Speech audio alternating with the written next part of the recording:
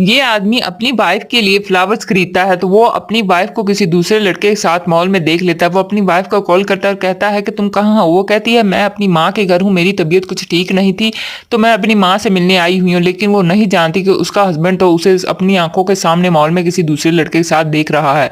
वो उनका पीछा करता है और उतनी देर में उसके सामने आके खड़ा हो जाता है। उसकी बीवी के तो पैरों तले से जमीन निकल जाती है। वो कुछ अपनी तरफ से बोलने की कोशिश करती है। वो कहता है चुप रहो, मैंने तुम्हारी हकीकत जान ली है, तुमने मुझे धोखा क्यों दिया?